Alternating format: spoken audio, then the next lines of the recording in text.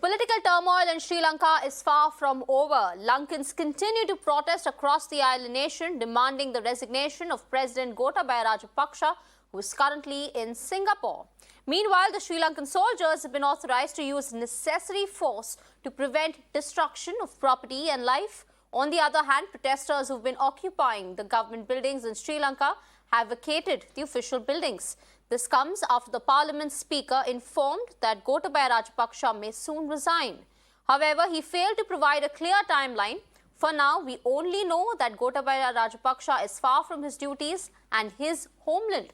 The Sri Lankan President has taken a plane to Singapore and will then be fleeing to Saudi Arabia, while the island nation continues to burn a curfew, and this curfew has been imposed in Colombo till 5 a.m. on Friday.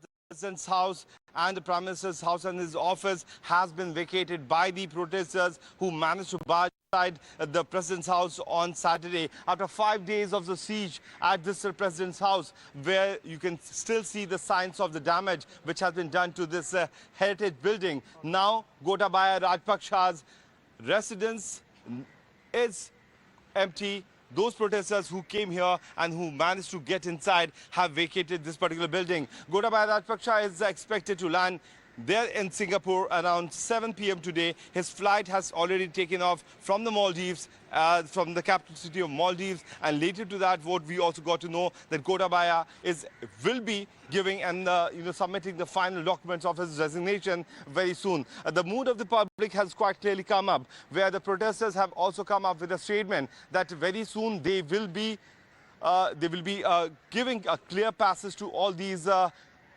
places which occupied by them.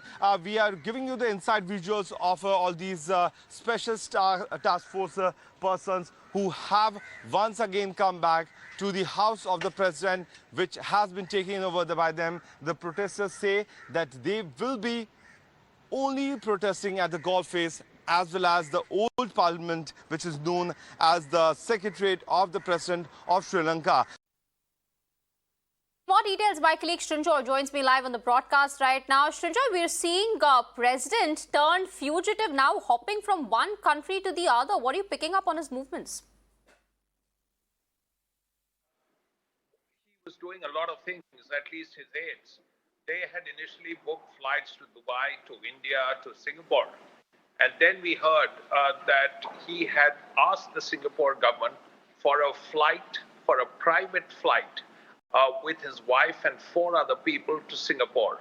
And that flight would have taken off in the evening.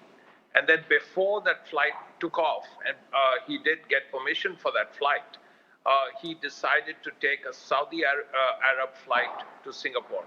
Now, why he did that is not clear. Also, it's not clear whether Singapore is his final destination, because in the Singapore, he has asked for a temporary stay or short stay or transit. Now that means he wants to go somewhere else. Now there is talk, because that flight, the final destination of the flight he has taken is to Jeddah.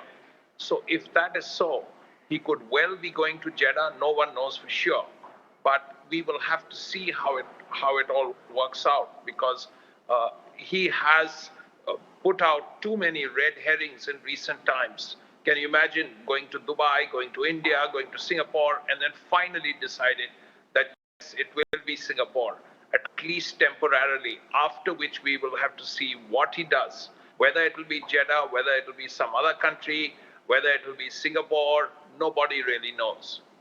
That's right, Srinjoy. In fact, we'll keep coming back to you on the latest movements of Rajapaksa there. As of now, we know he is in Singapore, but might also head to Saudi Arabia. Thank you so much, Srinjoy, for all of those details.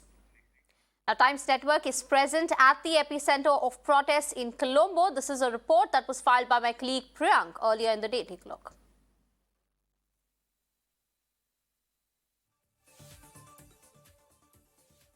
After the series of clashes which happened in between the protesters and the armed personnel, now army has been brought on the ground with the tanks. Yesterday, the army personnel faced a huge issue because of all these protesters trying to, push them, shove them away. They were not given instructions to open fire on them.